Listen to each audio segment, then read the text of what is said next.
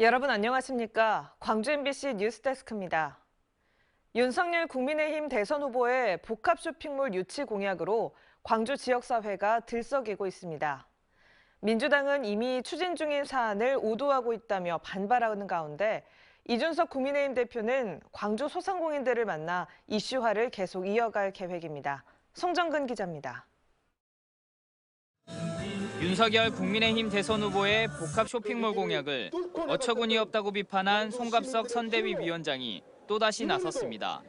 시의회를 찾아와 광주시가 이미 추진하고 있는 복합 쇼핑몰 문제를 지역적인 차원에서 접근할 게 아니라 광주가 큰 틀에서 논의해야 한다며 국면 전환을 시도했습니다. 이야기해서 그럼 복합 쇼핑몰이 지역 발전의 상징이냐?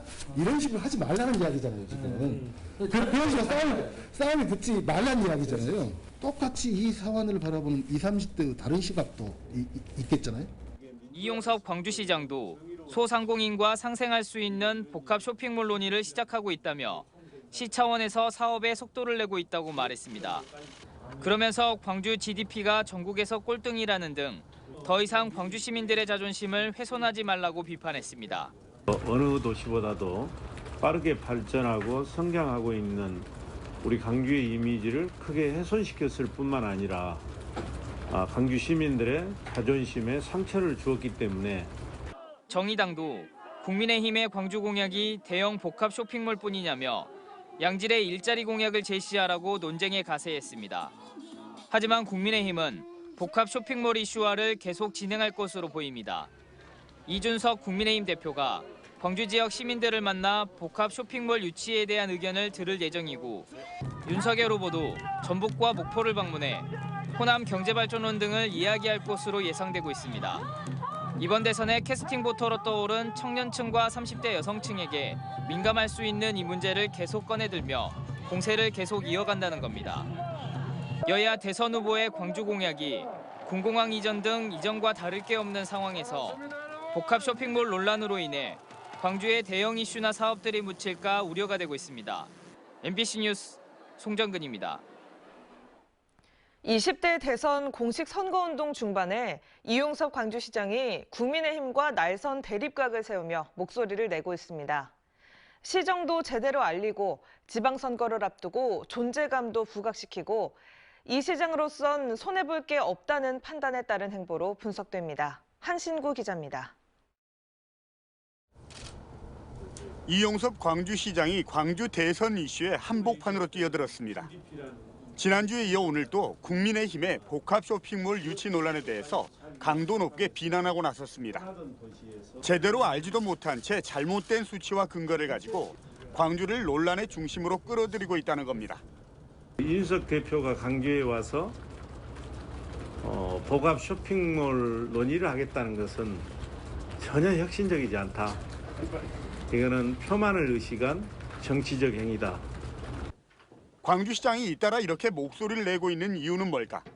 물론 광주에 대한 잘못된 인식을 바로잡자는 취지가 크지만 한편으론 손해볼 게 없다는 판단도 작용한 것으로 보입니다. 역대로 선거를 앞두고 현직 단체장은 후보 등록 전까지는 정치적인 중립을 지키는 게 관례였습니다. 그렇지만 이번 논란의 경우 광주시정과 밀접히 관련돼 있어서 현 정국에서도 말을 꺼내기가 쉬운 상황입니다. 특히 오는 6월 지방선거를 앞두고 강기정 전 청와대 수석과 경쟁을 하고 있는데 지자체장이 유력 대선 후보와 논쟁을 한다는 자체가 자신의 존재감을 키울 수 있는 측면도 있고 공천 과정에서 제 목소리를 냈다는 평가도 얻을 수 있는 효과도 있습니다. 물 들어왔을 때 노젓고 있는 거죠. 정치적으로 본인의 어떤 존재감이라든지 지지율 관리에 매우 유리하다라는 겁니다. 특히 복합 쇼핑몰의 경우 20, 30대와 주부층을 중심으로 관심이 큰 만큼 이번 논란 속에서 자신의 지지율을 높이는 부수 효과도 있을 거라는 판단도 작용한 것으로 보입니다. 지방선거까지는 앞으로 꼭 100일 남았습니다. 의도했든 의도치 않았든 때 아닌 복합 쇼핑몰 유치 논란이 이 시장의 존재감을 부각시키는 효과는 분명해 보입니다. MBC 뉴스 한신구입니다. 이낙연 더불어민주당 총괄선대위원장이 국민의힘은 DJ와 노무현 정신을 말하기 전에 사과부터 하는 게 도리라고 밝혔습니다. 이 위원장은 중앙선대위 회의에서 야당 대선 후보가 김대중 노무현 정신을 말하는 것은 고맙지만 그 전에 국민 앞에 설명해야 한다며 이같이 강조했습니다. 또 코로나와 민생 문제를 극복하고 미래를 준비하려면 경험과 역량이 필요하다며 이재명과 민주당이 더 잘할 수 있다고 덧붙였습니다. 빛가람 혁신도시 에너지 공대 부지, 기부냐 특혜냐를 두고 논란이 계속되고 있는데요. 시민단체가 나주시와 전라남도 부영주택이 맺은 협약서를 공개하라며 소송을 냈는데 최근 1심 법원이 시민단체의 손을 들어줬습니다. 우종은 기자가 취재했습니다. 전라남도와 나주시 부영주택은 부영이 가진 골프장 부지 75만 제곱미터 중 40만 제곱미터를 한전공대에 무상 기증하기로 지난 2019년 협약서를 작성했습니다. 하지만 이후 부영주택이 남은 땅 35만 제곱미터 땅에 5,200여 세대 규모의 아파트를 짓겠다며 용도 변경을 신청하면서 기부인지 특혜인지 논란이었습니다. 시민단체는 밀실 합의를 주장하며 협약서 공개를 요청했지만 전남도와 나주시는 기업의 경영상 비밀에 해당한다며 이를 받아들이지 않았습니다. 결국 합의서 공개를 둔 논란은 재판에 넘겨졌는데 최근 법원이 협약서를 공개해야 한다고 판결했습니다. 법원은 협약서 내용이 기업의 경영, 영업상 비밀로 볼 수 없고 이것이 공개된다고 해서 기업의 정당한 이익이 침해될 수 없다고 판단했습니다. 도리어 기증 이후 자녀 부지에 대한 행정 처리가 대가나 보상으로 이어질 수 있다는 점에서 협약서 내용은 시민의 알 권리에 해당한다고 봤습니다. 논란을 자초하고 있다고 보여집니다. 상당한 이익이 예상이 되는 바 그중에 일부를 지역에 환원하자고 하는 시민들의 주장을 시나 전남도가 거부할 이유가 없죠. 판결에 따라 나주시와 전남도는 공개 여부를 두고 협의를 진행 중인데 항소할 가능성이 제기되고 있습니다. 미리서 이렇게 공개하기보다 일단 그 공청회랄지 행정 절차 추진상에서 자연스럽게 이렇게 공개해 시민들이 알 부분은 알지 않겠냐. 이런 가운데 자녀 부지에 아파트를 짓는 행정 절차는 공전하고 있습니다. 특혜 논란을 의식한 나주시가 지난해 11월 학교와 녹지 부지를 늘리고 용적률과 건폐율도 과도하다며 부영주택의 당초 계획의 변경을 요청했지만 부영주택 측은 이번 달 중순쯤 예정했던 변경 계획서를 아직 내지 않았습니다. 주민공청회에도 불참을 거듭하고 있는 부영주택 측이 협약서 공개 판결을 계기로 자녀부지 활용 계획에 대해 좀 더 분명한 입장을 내놓을지 주목됩니다. MBC 뉴스 우종은입니다. 광주 전남 지역에서 코로나19 확진자가 일주일째 4,000명대를 이어가고 있습니다. 광주에서는 병원과 요양원 등에서 연쇄 감염이 계속되면서 저녁 6시를 기준으로 코로나 신규 확진자가 2,680명을 기록했습니다.